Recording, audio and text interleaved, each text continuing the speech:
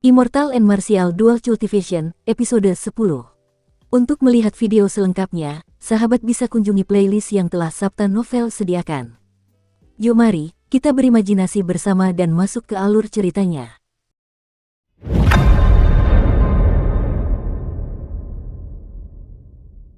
Tang Yuan merasa tidak puas, tetapi ia tidak berani menentang keinginan tetua pertama. Misi ini sampai pada titik ini semua karena kesalahan besarnya. Awalnya, misi ini seharusnya sangat mudah dan santai. Setelah menyelesaikan misi ini, ia akan meninggalkan kesan yang baik pada ayahnya. Di saat yang sama, ia akan mampu menarik tetua pertama dan tetua kedua ke sisinya. Dengan begitu, ia akan mampu menekan adik keduanya. Dari kelihatannya, semua rencananya kini telah gagal. Sekarang ia hanya berharap bisa membawa kembali rubah roh kecil itu, untuk melihat apakah ia bisa menggunakan jasa ini untuk menutupi kesalahannya dan mengurangi hukumannya seminimal mungkin. Orang berbaju biru itu menatap aneh ke arah rombongan yang pergi, seolah-olah ia sudah lama tahu bahwa Tang Feng akan membuat keputusan seperti itu. Sambil menyarungkan pedangnya, ia tersenyum, "Tetua pertama, ikutlah denganku dan kembalilah ke jalan asal kita." "Senior Leng, apa aku tidak salah dengar? Kembali ke tempat asal kita?" tanya Tang Feng kaget. Pria berbaju biru itu menambahkan dengan dingin, "Rubah roh ekor 6 itu sudah kehabisan tenaga, setelah beberapa saat, ia akan kehilangan semua kemampuan bertarungnya. Aku tidak ingin klan Xiao mendapat keuntungan dari ini." Otak Tang Feng seakan berhenti bekerja saat itu, tidak mampu memahami apa yang ingin dilakukan oleh orang berpakaian biru itu. "Jika begitu, lalu mengapa kau menyuruh Tang Yuan dan yang lainnya pergi?" Pria berbaju biru itu tersenyum, "Sekelompok master bela diri tidak akan mampu memberikan dampak. Sebaliknya, jika klan Xiao menemukan mereka, itu akan menimbulkan masalah tambahan. Mereka mungkin sebaiknya mengambil kesempatan untuk pergi dulu." Sebenarnya, pria berbaju biru itu tidak pernah berniat membiarkan sekelompok orang itu pergi hidup-hidup. Sambil menggendong bayi rubah roh, mereka akan segera ditangkap oleh rubah roh ekor 6. Jika itu terjadi, mereka tidak akan punya peluang untuk bertahan hidup. Kelompok orang ini hanya berguna untuk satu hal, memancing rubah roh ekor 6, agar rubah roh ekor 6 yang mengamuk tidak datang mencari pria berbaju biru itu sendiri. Kekuatan rubah roh ekor 6 yang mengamuk setara dengan seorang raja bela diri. Pria berbaju biru itu tidak ingin menjadi pusat perhatiannya. Semakin lama kelompok itu berhasil memancingnya, semakin baik baginya. Pada saat ini, suara teriakan binatang roh terdengar dari belakang mereka. Ketika pria berbaju biru itu melihat para pengejar di belakangnya, ia melihat 5 binatang roh tingkat 4, semuanya kera lengan ungu. Denyut naga bumi, pria berbaju biru itu mendengus dingin. Tiba-tiba, sebuah riak muncul di tanah. Sesuatu yang tampak seperti ular panjang berenang perlahan membentuk spiral terlihat di tanah. Ledakan, seekor naga bumi raksasa melesat keluar dari tanah dengan kekuatan dahsyat. Batu-batu di tanah hancur berkeping-keping, meraung dengan ganas, dan menuju ke arah 5 kera berlengan ungu. 5 kera berlengan ungu tak mampu menghindar tepat waktu, tanpa sengaja terkena teknik tersebut. Tenaga yang terkandung dalam ekor naga langsung menjatuhkan mereka. Setelah itu, kepala naga itu menghantam mereka seperti cambuk, memastikan mereka takkan pernah bisa bangkit lagi. "Ayo pergi." Melihat Tang Feng yang tercengang, pria berbaju biru itu berkata dengan acuh tak acuh. Mereka berdua pergi tanpa suara. Namun, tanpa mereka sadari, indera spiritual Xiao Chen telah menangkap semua ini. Perubahan dalam metodenya menggunakan indera spiritual telah memungkinkannya untuk menggandakan jangkauannya. Secara kebetulan, inderanya yang terfokus telah diarahkan ke kelompok orang ini. Menarik kembali indera spiritualnya, Xiao Chen merasakan ketakutan yang mencekam di hatinya. Kekuatan seorang martial saint sungguh mengerikan. Ia mampu mengalahkan 5 spirit beast tingkat 4 dalam sekejap. Setelah berpamitan dengan Xiao Yulan, Xiao Chen segera meninggalkan perkemahan. Ia pun menuju ke arah Tang Yuan dan yang lainnya, lalu mengejar mereka. Mengingat orang terkuat mereka hanyalah seorang master bela diri dan sebagian besar dari mereka telah terluka, ia merasa aman untuk melakukannya. Yang ingin dilakukan Xiao Chen sekarang adalah merebut bayi rubah roh ekor 6. Keturunan rubah roh ekor 6 akan lahir sebagai binatang roh tingkat 6. Setelah dewasa, ia tidak perlu berevolusi lagi untuk memiliki 6 ekor. Ada seperangkat teknik kultivasi untuk binatang iblis di dalam kompendium kultivasi. Teknik ini seharusnya juga cocok untuk dikultivasi oleh binatang roh. Binatang roh peringkat 6 yang terlahir alami, ditambah dengan bantuan dari kompendium kultivasi, pasti akan mampu menjadi pendukung terkuat Xiao Chen. Inilah mengapa Xiao Chen memutuskan untuk merebut bayi rubah roh. Terlebih lagi, ia memiliki giok darah roh. Setelah merebutnya, ia dapat langsung menyegelnya menggunakan giok darah roh dan menyembunyikan aura bayi tersebut. Dengan begitu, ia tidak akan takut lagi pada hasrat balas dendam rubah roh ekor 6. Setelah Xiao Chen meninggalkan perkemahan, ia segera menggunakan mantra gravitasi dan terbang perlahan. Ia tidak berani terbang terlalu tinggi karena ada banyak binatang roh yang terbang di dalam gunung 7 tanduk. Mantra gravitasi, kepraktisannya dalam pertempuran akan sangat minim karena membutuhkan waktu lama untuk diaktifkan, tetapi berguna untuk bergerak cepat melintasi jarak. Xiao Chen mengunci indera spiritualnya pada Tang Yuan dan kelompoknya saat ia perlahan menyusul. Melalui indera spiritualnya, Xiao Chen dapat melihat bahwa Tang Yuan dan kelompoknya sedang terlibat pertempuran dengan sekelompok binatang roh tingkat 4. Ia juga dapat merasakan aura yang sangat kuat di kejauhan yang menyerbu dengan liar. Aura ini pastilah rubah roh ekor 6 yang sudah mengamuk. Setelah beberapa menit, sosok Tang Yuan dan kelompoknya akhirnya muncul dalam pandangan Xiao Chen. Xiao Chen, yang melayang di udara, mendarat di dahan pohon, mengamati sekelompok orang di bawahnya. Ada 7 orang. Selain Tang Yuan, yang merupakan murid bela diri kelas superior, sisanya adalah master bela diri kelas menengah atau kelas inferior. Di sekitar mereka ada sekelompok 3 serigala darah tingkat 4, masing-masing memiliki kekuatan seorang master bela diri agung. Hanya masalah waktu sebelum ke-7 orang ini tumbang. Bahkan jika mereka bisa mengalahkan kelompok serigala darah ini, dengan kecepatan rubah roh ekor 6, mereka pasti bisa segera menyerbu. Saat itu, kematian mereka akan semakin menyedihkan. Xiao Chen hanya perlu menunggu kesempatan dengan sabar. Ia tidak perlu menempatkan dirinya dalam bahaya besar. Tuan muda pertama, Anda harus pergi dulu. Kita bisa menghadang mereka hanya dengan kita, kata salah satu dari 7 pria itu. Tang Yuan telah menunggu seseorang untuk mengatakan ini sejak lama. Ia segera pergi dengan bayi rubah roh dalam pelukannya. Kesempatannya telah tiba. Xiao Chen tersenyum saat tubuhnya bergerak lembut di udara, diam-diam mengikutinya. Tang Yuan berusaha sekuat tenaga untuk segera berlari menuruni gunung. Melihat bayi rubah roh dalam gendongannya, ia merasa tak berdaya dan kecewa. Jika bukan karena orang aneh yang tiba-tiba muncul, ia tidak akan terpuruk seperti ini. Ledakan. Di malam yang gelap itu, kilatan petir tiba-tiba menyambar di depan matanya. Tang Yuan terkejut dan mencoba mundur sambil berpikir, mungkinkah dia ada di sini? Setelah kilatan cahaya itu, sosok Xiao Chen perlahan terbentuk di kegelapan. Ia menatap Tang Yuan dengan senyum palsu, "Tuan muda Tang, lama tak jumpa." Setelah melihat dengan jelas penampilan Xiao Chen, Tang Yuan tak percaya dan berkata dengan takjub, "Itu, kau, Xiao Chen. Bagaimana mungkin? Serahkan bayi rubah roh ekor 6. Xiao Chen mengabaikan keheranan Tang Yuan saat dia berkata dengan dingin. Tang Yuan menatap kosong sejenak sebelum tiba-tiba tertawa terbahak-bahak, "Kau menyembunyikan dirimu dengan baik. Kami semua gagal melihatmu. Namun, orang-orang yang paling kubenci adalah mereka yang menyembunyikan kekuatan mereka. Seperti dirimu. Kau mau bayi rubah roh ini? Aku akan membunuhnya sekarang juga, dan tak seorang pun dari kita akan bisa mendapatkannya." Tang Yuan tampak mengingat kenangan menyakitkan saat ia dengan gila mengangkat bayi rubah roh tinggi-tinggi dan membantingnya ke tanah dengan kejam. Serangkaian api ungu meletus dari jari Xiao Chen, berputar-putar selama beberapa putaran sebelum ditembakkan ke arah Tang Yuan. Api ungu itu langsung mencapai tubuh Tang Yuan. Tang Yuan terkejut saat ia menarik tangannya kembali, menempatkan rubah roh kembali ke pelukannya. Ia kemudian mengulurkan telapak tangan kanannya dan menggunakan esensinya untuk membuat perisai kecil.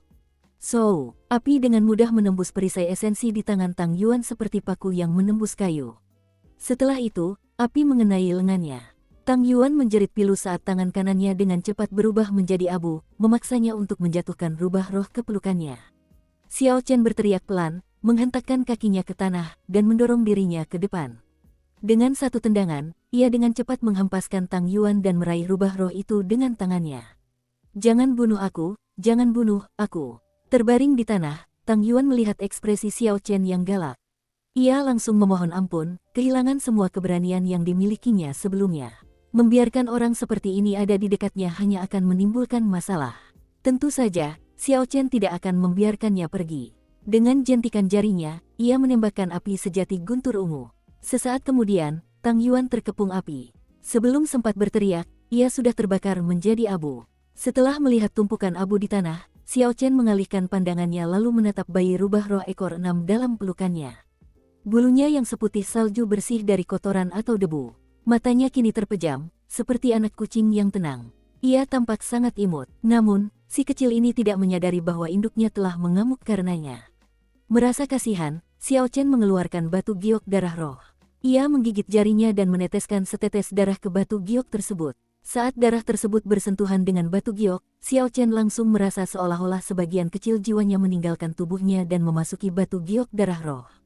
Ia merasa sedikit takjub. Alam memang pengrajin yang hebat. Benda ajaib seperti itu ternyata bisa terbentuk secara alami. Sambil menenangkan pikirannya, ia mengikuti metode yang diajarkan Xiao Yulan dan membuat luka kecil di tubuh bayi rubah roh.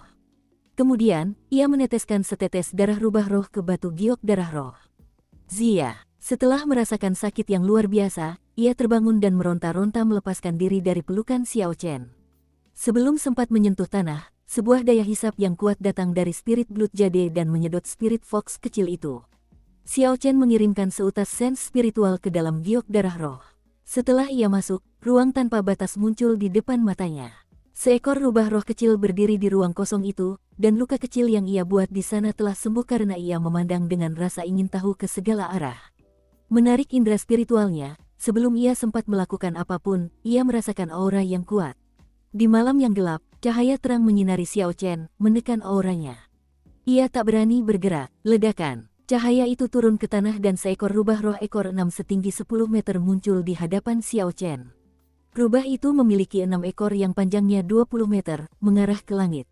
Matanya merah padam, menatap tajam ke arah Xiao Chen. Aura mengerikan yang memenuhi langit terpancar dari tubuhnya. Di bawah tekanan ini, Xiao Chen kesulitan bernapas. Dahinya dipenuhi keringat sementara tangannya terus gemetar. Bagaimana bisa dia datang secepat ini? Xiao Chen menatap rubah roh ekor 6, hatinya dipenuhi rasa takjub. Kedatangan rubah roh ekor 6 ini sungguh di luar waktu. Mengaum. Di saat kritis ini, naga Asure di dalam tubuh Xiao Chen mengeluarkan raungan keras dan panjang. Kekuatan binatang suci keluar dari tubuhnya, menghalangi aura mengerikan yang pada dasarnya telah menyumbat atmosfer di sekitar mereka. Xiao Chen akhirnya berhasil mendapatkan kembali kemampuannya untuk menggerakkan tubuhnya.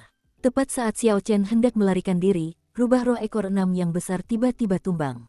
Dengan suara boom yang keras, pohon-pohon yang tak terhitung jumlahnya tumbang, menyebabkan debu beterbangan ke udara. Haha, monster ini akhirnya kehabisan energi. Tetua Tang, kau harus pergi dan hadapi anak dari klan Xiao itu.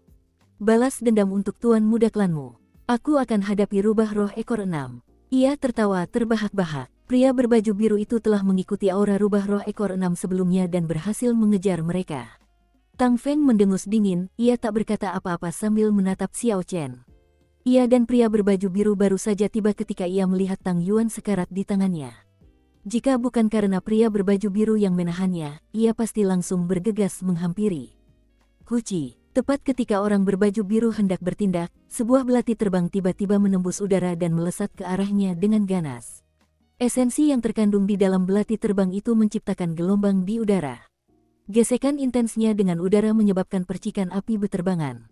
Ekspresi orang berbaju biru itu tetap tak berubah saat menatap belati terbang yang bersinar itu.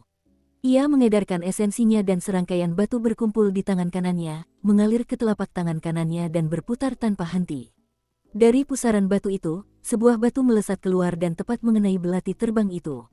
Dengan suara boom yang keras, belati terbang dan batu itu hancur berkeping-keping. Gelombang ki pun berhamburan ke segala arah. Ketika melihat Liu Fenglin keluar dari kegelapan, hati pria berbaju biru itu bergetar hebat. Sejak kapan kota Mohe punya martial saint lagi? Mungkinkah laporan klan itu salah? Namun, hanya butuh beberapa saat singkat bagi hatinya untuk tenang. Ia menyadari bahwa lelaki tua di depannya hanyalah seorang martial saint tingkat rendah. Sebaliknya, pria berbaju biru itu telah lama menjadi martial saint tingkat menengah. Di ranah kultivasi martial saint, bahkan perbedaan antar tingkatan pun akan menghasilkan perbedaan kekuatan yang sangat besar. Kecuali tingkatan yang lebih rendah memiliki senjata roh atau teknik bela diri yang lebih baik, kekalahannya hanya masalah waktu. Bolehkah aku bertanya siapa kau? Apa kau juga punya rencana untuk rubah roh ekor 6 ini? Apa kau tidak tahu konsep siapa cepat dia dapat? Setelah memastikan tingkat kultivasi Liu Fenglin, nada bicara pria berbaju biru itu berubah agak datar. Liu Fenglin tersenyum dingin sambil berkata dengan acuh tak acuh, siapa cepat dia dapat. Saya hanya tahu konsep pemenang mendapatkan semuanya. Saya belum pernah mendengar konsep urutan kedatangan. Liu Fenglin ini baru mencapai alam martial Saint ketika usianya lebih dari 60 tahun. Bakatnya bisa dibilang biasa saja. Ia sudah lama tahu bahwa ia tidak akan bisa mengembangkan alam kultivasinya lebih jauh lagi. Jika ia ingin meningkatkan kekuatannya lebih jauh, ia hanya bisa mencoba metode lain. Rubah roh ekor 6 ini adalah kesempatan bagus baginya. Jika ia berhasil menaklukkan dan menjinakkannya, ia akan segera berubah menjadi pendukung kuat bagi dirinya sendiri. Terlebih lagi, berdasarkan statusnya di klan Xiao, mereka pasti akan memaksa Xiao Chen untuk menyerahkan giok darah roh setelah mempertimbangkan untung ruginya. Terlepas dari apakah dia bersedia atau tidak, klan Xiao tidak akan menyinggung seorang martial saint demi seorang murid bela diri kelas rendah yang tidak berarti. Ekspresi orang berpakaian biru itu berubah dingin dan matanya berbinar saat dia tersenyum dingin. Untuk seorang martial saint kelas rendah yang tidak penting, kamu memiliki nafsu makan yang cukup besar. Liu Fenglin tersenyum acuh tak acuh dan menunjuk dengan santai, lihat di sana. Orang berbaju biru itu melihat ke arah yang ditunjuk Liu Fenglin dan raut wajahnya berubah. Tang Feng, yang seharusnya berhadapan dengan Xiao Chen, saat ini sedang menghadapi serangan 3 martial grandmaster dari klan Xiao. Sedangkan Xiao Chen, ia berdiri di samping, dengan tenang menyaksikan pertempuran yang berlangsung. Dengan 3 martial grandmaster, mustahil terjadi kecelakaan. Kekalahan Tang Feng hanya masalah waktu. Setelah mereka bertiga menghabisi Tang Feng dan bergabung dengan Liu Fenglin, pria berbaju biru itu tidak akan diuntungkan bahkan dengan kultivasinya sebagai martial saint tingkat medial. Pria berbaju biru itu menganalisis situasinya dengan cepat. Setelah beberapa saat, ia mengambil keputusan dalam hati. Ia berteriak keras dan menghentakkan kakinya ke tanah. Gumpalan batu muncul di bawah kakinya. Batu-batu di bawah kakinya mulai berputar cepat, bergerak seperti makhluk hidup yang melilit kedua kakinya. Kecepatan orang berbaju biru itu tiba-tiba meningkat pesat. Dalam sekejap, ia tiba di depan Liu Fenglin dan menendangnya dengan kejam. Boom, boom, boom. Pada saat ini, terdengar 3 ledakan dari belakang pria berbaju biru itu. 3 naga bumi muncul dari tanah dan meraung dengan ganas. Mereka menuju Liu Fenglin, menghalangi semua jalan keluarnya. Ekspresi Liu Fenglin tidak menunjukkan kepanikan. Ia sudah menduga orang ini tidak akan mudah menyerah. Ia segera berjaga-jaga terhadap serangan mendadak ini. Mengulurkan telapak tangan, Liu Fenglin menangkis tendangan pria berbaju biru itu. Memanfaatkan kekuatan tendangan itu, ia melompat mundur dengan cepat, dan belati-belati terbang yang tak terhitung jumlahnya muncul di sekujur tubuhnya, berputar cepat di sekelilingnya. Tarian 1000 belati. Belati terbang yang berputar membawa kekuatan besar di belakangnya, menciptakan suara siulan saat berputar. Kekuatan ini membentuk tornado setinggi puluhan meter dan menghantam ketiga naga bumi. Belati terbang yang berputar di udara menyebabkan banyak luka di tubuh abu-abu naga bumi.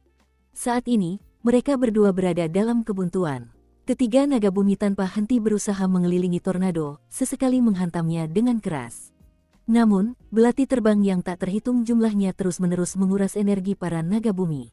Tornado yang tiba-tiba muncul mengitari naga-naga bumi dan menyebabkan arus angin yang kencang. Aliran angin bertiup ke segala arah. Di sekitar kedua martial saint, terjadi angin kencang yang menyebabkan pasir dan batu beterbangan. Dukung terus channel YouTube Sabta Novel. Tetua pertama memimpin 2 grandmaster bela diri lainnya untuk menghadapi Tang Feng. Pertempuran ini sangat menenangkan bagi mereka. Namun, mengalahkan Tang Feng sepenuhnya masih membutuhkan waktu. Lagi pula, mereka semua adalah grandmaster bela diri. Jika mereka mempertaruhkan segalanya untuk bertarung, akan sulit menghadapi mereka. Mereka melirik pertarungan Liu Fenglin dan pria berbaju biru, tak kuasa menahan rasa khawatir. Keduanya tampak berimbang, sulit diprediksi siapa yang akan menang. Namun, orang yang jeli akan menyadari bahwa Liu Fenglin sedikit lebih lemah. Setelah Liu Fenglin dikalahkan, mereka bertiga tidak akan sebanding dengan orang berbaju biru itu. Tang Feng jelas memahami hal ini, itulah sebabnya ia melakukan segala yang ia bisa dan mengembangkan esensinya, mengeksekusi berbagai macam teknik bela diri. Semua upayanya adalah untuk menunda mereka bertiga. Ketika pria berbaju biru menang, maka ia akan memiliki kesempatan untuk bertahan hidup. Pertempuran saat ini telah memasuki situasi yang aneh. Pihak manapun yang bisa menyelesaikan pertempuran lebih dulu, pihak lawan akan kalah. Dalam situasi keseimbangan yang genting ini, semua orang melupakan Xiao Chen, yang diam-diam berdiri di samping. Alasannya sederhana, tidak ada yang percaya bahwa seorang murid bela diri kelas rendah yang tidak penting memiliki kemampuan untuk memasuki pertempuran antara martial grandmaster dan martial saint.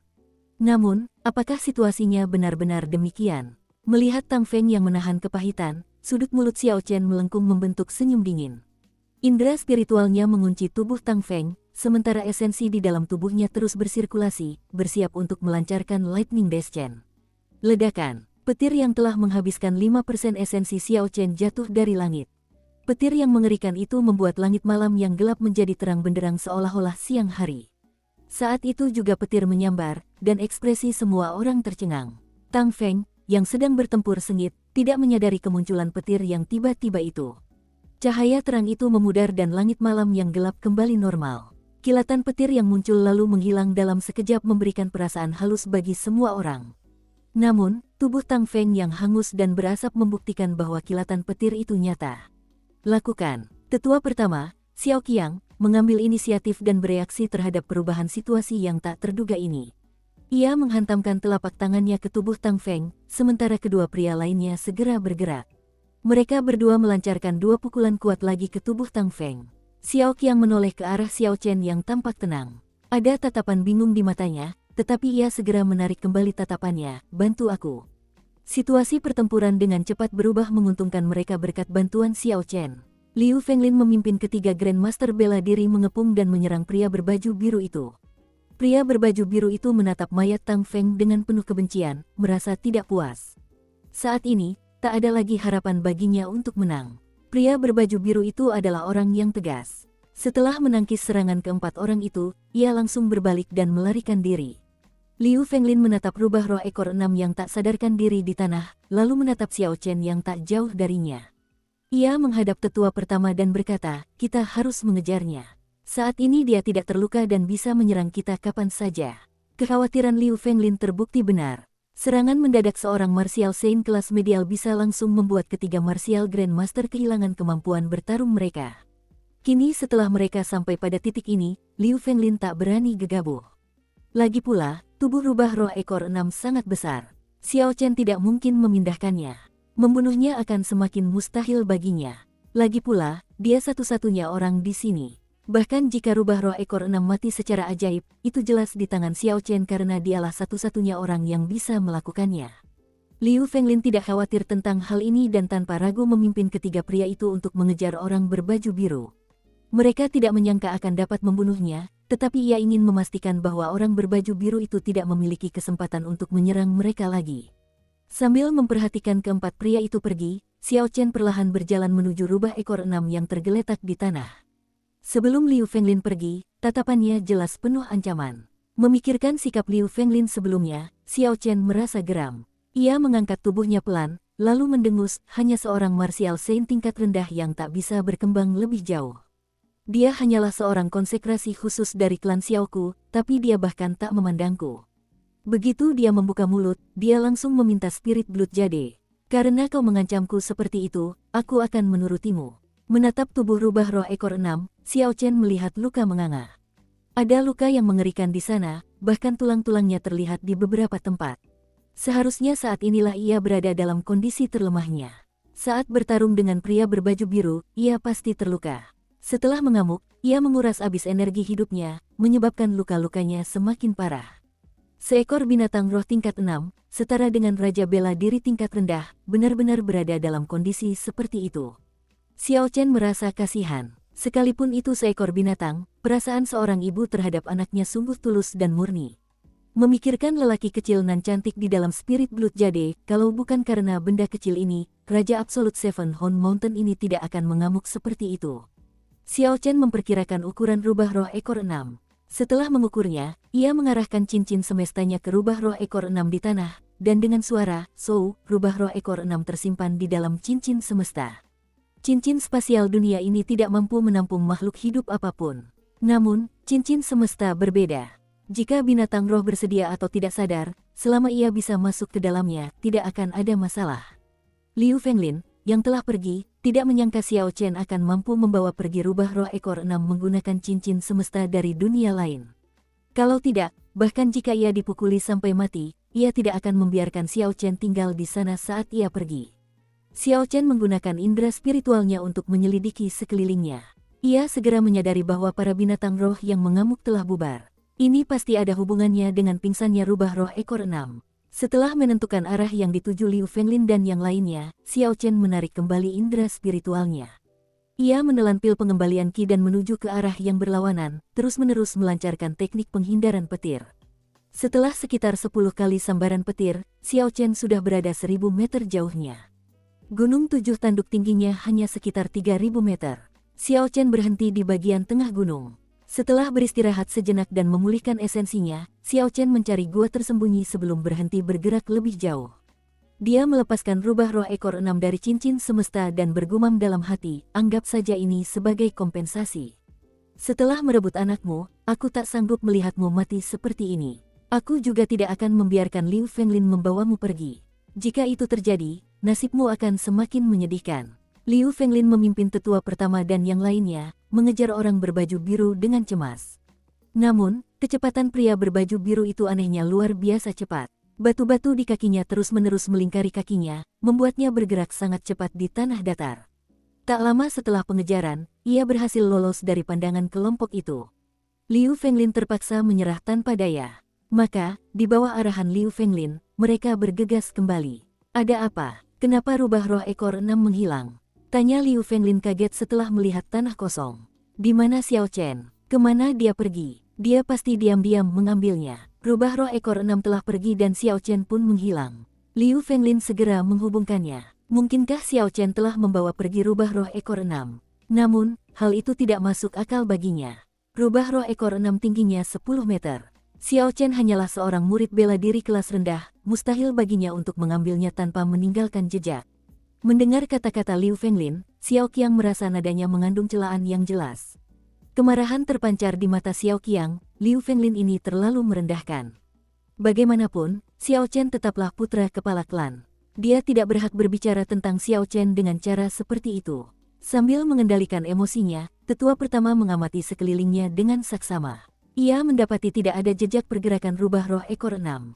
Seolah-olah rubah roh ekor 6 telah lenyap di telan udara. Setelah bergumam sendiri beberapa saat, Xiao Qiang berkata, "Penatua Liu, dari apa yang kulihat, cara rubah roh ekor 6 menghilang terlalu aneh. Masih terlalu dini untuk menyimpulkan bahwa Xiao Chen yang membawanya." Dua Grandmaster bela diri lainnya juga mengamati sekeliling mereka dan merasa aneh. Situasi ini terasa terlalu mustahil. Salah satu dari mereka berkata, "Mungkinkah rubah roh ekor 6 ini pulih dari luka-lukanya dan kemudian membawa Xiao Chen pergi?" Konyol sekali, rubah roh ekor 6 itu sudah terluka parah sebelumnya. Setelah itu, ia mengamuk, menghabiskan banyak energi hidupnya. Bagaimana bisa ia pulih secepat itu? Balas Liu Fenglin dengan suara keras. Xiao Qiang memegangi tangannya di belakang punggung dan dengan hati-hati mengamati sekeliling sekali lagi. Namun, ia tidak berhasil menemukan petunjuk apapun. Sepertinya hanya Xiao Chen yang tahu alasan hilangnya rubah roh ekor 6. Setelah berpikir sejenak, Xiao Qiang menjawab, "Yang terpenting sekarang adalah menemukan Xiao Chen. Apapun situasinya, dia adalah putra kepala klan. Jika terjadi sesuatu padanya, kami tidak akan bisa bertanggung jawab. Karena keributan binatang roh sudah berhenti, aku memutuskan untuk segera menyegel gunung ini. Tidak perlu menunggu sampai besok. Jika kita bertemu anggota klan Tang, bunuh mereka di tempat." Mengenai pengaturan ini, Liu Fenglin tidak memiliki pendapat apapun. Ia juga tidak tahu bagaimana rubah roh ekor 6 menghilang.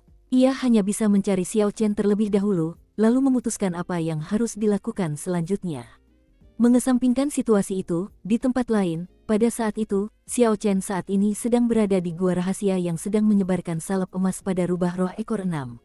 Salep emas ini diberikan kepadanya di masa lalu oleh Xiao Yulan. Dia belum pernah menggunakannya. Untungnya, salep emas itu belum pernah digunakan sebelumnya, jadi dia bisa menggunakannya sekarang. Ia dengan hati-hati mengoleskan salep emas ke semua lukanya, dan bubuk obat berwarna putih itu mengeluarkan suara mendesis. Rubah roh ekor 6 yang tak sadarkan diri masih gemetar. Setelah selesai, Xiao Chen mulai mengalirkan esens dari tubuhnya ke tubuh rubah roh ekor 6. Aliran esens yang hangat dan lembut diam-diam menyembuhkan organ dalam rubah roh ekor 6 yang terluka parah.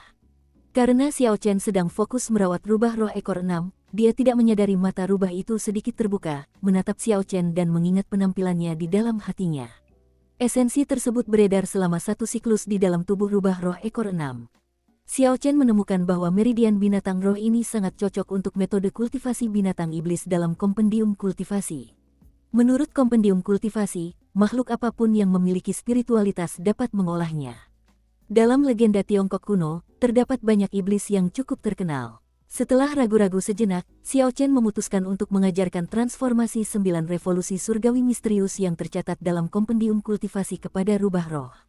Informasi tentang kultivasi binatang iblis dalam kompendium kultivasi sangat sedikit, hanya ada satu set transformasi 9 revolusi surgawi misterius ini. Mengikuti metode sirkulasi transformasi revolusi surgawi 9 misterius, Xiao Chen mengendalikan esensinya dan membuatnya bersirkulasi di dalam tubuh rubah roh ekor 6. Setelah 1 jam, aliran esensi ini telah menjalani satu siklus metode sirkulasi. Dengan cara ini, ia akan meninggalkan jejak metode sirkulasi ini pada rubah roh ekor 6. Setelah terbangun, ia bisa mengikuti jalur itu dan berkultivasi sendiri. Anggap saja ini sebagai kompensasimu. Xiao Chen berpikir sejenak dan menarik esensinya. Transformasi 9 revolusi surgawi misterius ini sebenarnya adalah metode kultivasi misterius peninggalan dunia iblis yang legendaris. Dasar bodoh, masih belum pergi juga. Rubah itu mau bangun. Tiba-tiba, sebuah suara jernih muncul di gua kosong itu. Xiao Chen, yang sedang berpikir keras, terkejut. Ia segera memperluas indera spiritualnya dan mencari ke segala arah.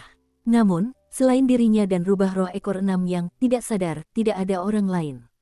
Bahkan ketika indera spiritualnya difokuskan ke sinar, tidak ada orang lain dalam jarak 1000 meter darinya. Halusinasi, sepertinya bukan. Xiao Chen kebingungan. Dasar bodoh, berhenti mencari, aku di sini. Sebuah bayangan samar seorang gadis perlahan melayang keluar dari cincin semesta, muncul di hadapan tatapan terkejut Xiao Chen. Gadis ini tampak tidak lebih dari 14 atau 15 tahun. Ia mengenakan pakaian merah dan tampak sangat manis. Namun, tubuhnya terasa begitu halus. Xiao Chen tertegun cukup lama sebelum akhirnya bereaksi. Kau manusia atau hantu? Bagaimana kau bisa keluar? Mendengar pertanyaan Xiao Chen, gadis itu menjadi marah. Namun, ketika ekspresi marah muncul di wajah imutnya, itu tidak akan membuatnya merasa marah. Aku bukan manusia atau hantu. Aku hanya roh pedang. Kau tak perlu ribut-ribut seperti itu. Namaku Ao Jiao, roh pedang. Mungkinkah pedang patah dari gua Kaisar Guntur itu? Xiao Chen tiba-tiba teringat ketika ia meneteskan darahnya ke cincin semesta, ia mendengar suara seorang gadis. Saat itu, ia mengira ia sedang berkhayal. Xiao Chen hendak bertanya ketika bayi rubah roh tiba-tiba keluar dari giok darah roh dan berlari menghampiri rubah roh ekor 6 yang tak sadarkan diri. Ia terkejut dan hendak menangkapnya. Jangan mengejarnya. Orang ini sudah menandatangani perjanjian darah denganmu. Dia tidak akan lari, kata Ao Jiao setelah melihat Xiao Chen bersiap mengejarnya. Setelah selesai mengatakannya, ia terbang keluar dari gua. Meskipun Xiao Chen dipenuhi pikiran tentang rubah roh muda itu, ia juga memiliki banyak pertanyaan untuk gadis yang muncul dari cincin semesta ini. Karena itu, ia tidak punya pilihan lain selain mengikutinya. Di luar gua, gadis bernama Ao Jiao, bukan seorang gadis, tepatnya, roh pedang, memiliki ekspresi muram di wajahnya. Ia mendongak menatap langit berbintang, seolah ada sesuatu yang ia inginkan dari sana. Xiao Chen menatap pikirannya dan berhasil mengajukan pertanyaan yang jelas, siapa sebenarnya kamu? Apa hubunganmu denganku? Bisakah kamu membantuku mengerti? Ao Jiao, yang sedang melayang di udara memandangi bintang-bintang, menoleh. Ia tidak menjawab pertanyaan Xiao Chen. Ia malah mengamati Xiao Chen dari atas ke bawah, seolah sedang menilai kualitas sesuatu di toko. Matanya memancarkan ketidakpuasan. Xiao Chen, yang berada di posisi penerima, merasa sangat tidak nyaman di bawah tatapannya dan berkata dengan tidak sabar, "Hei, bocah nakal. Berhenti menatapku seperti itu. Jawab pertanyaanku, dari mana asalmu?" Ao Jiao mengerutkan kening dan mengepalkan tangan kanannya, lalu mengayunkannya. Ia berkata dengan galak, "Siapa yang kau panggil bocah nakal? Dasar tuan murahan. Jangan pikir aku tidak akan melemparmu ke lautan kerangka untuk dimakan zombie." Master sampah. Ketika Xiao Chen mendengar ini, dia akhirnya menemukan petunjuk. Orang ini keluar dari cincin semestanya. Cincin semestanya dibuat menggunakan pedang patah dari gua Kaisar Guntur, dan orang ini sebelumnya mengatakan bahwa itu adalah roh pedang. Menurut legenda benua Tianwu, di setiap senjata dewa, pasti ada roh senjata.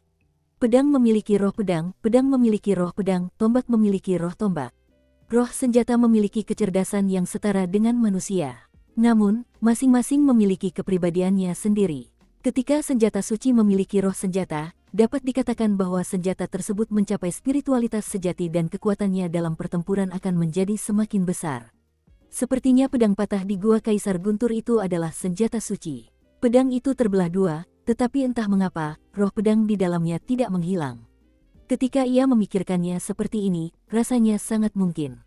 Ketika ia menempa pedang patah itu menjadi cincin semesta, mengubahnya menjadi harta karun spasial, ia tanpa sengaja menaklukkan roh pedang ini menjadi tuannya. Memikirkan hal ini, Xiao Chen tersenyum. Memiliki roh pedang loli sebagai pelayan memang hal yang cukup bagus. Namun, sikap karakter ini agak aneh. Hei, bodoh. Kenapa kau tertawa tanpa alasan? Apa kau sedang kejang? Ao Jian menatap Xiao Chen yang tiba-tiba tertawa terbahak-bahak sambil berkata dengan bingung. Bodoh, kejang. Xiao Chen hampir muntah darah ketika dia berkata dengan marah, aku seharusnya menjadi tuanmu, kan? Apakah ini sikapmu terhadap tuanmu? Mulut Ao Jiao menyeringai dingin, Tuan. Aku baru saja akan memberitahumu. Meskipun aku tidak tahu bagaimana kau menjadi tuanku saat aku tidak sadarkan diri, dengan kekuatanmu saat ini, kau bahkan tidak sebanding dengan seekor semut. Bayangkan, sikap gajah terhadap semut. Itulah logikanya. Semut. Xiao Chen merasa geram. Namun, ketika melihat ekspresi Ao Jian, ia tak bisa lagi marah. Gadis ini seperti ular berbisa. Dengan wajahnya yang imut, mustahil untuk marah padanya. Xiao Chen tersenyum getir, lalu Nona Ao Jiao, apa tujuanmu keluar? Untuk meremehkan tuan murahan ini. Sekadar mengingatkanmu untuk segera keluar. Rubah roh ekor 6 hampir pulih dan bangun. Setelah menyegel bayinya, jika kau tidak pergi, hanya kematian yang menantimu. Jika kau mati, aku akan terluka. Karena itu, cepatlah dan jadilah kuat, wahai tuan murahan. Berhentilah membuat roh pedang menjalani hidup yang penuh kekhawatiran. Itu sangat memalukan. Setelah Ao Jiao mengatakan itu, ia menatap langit berbintang sekali lagi sebelum kembali ke cincin semesta. Apapun yang dilakukan Xiao Chen, ia tidak keluar lagi.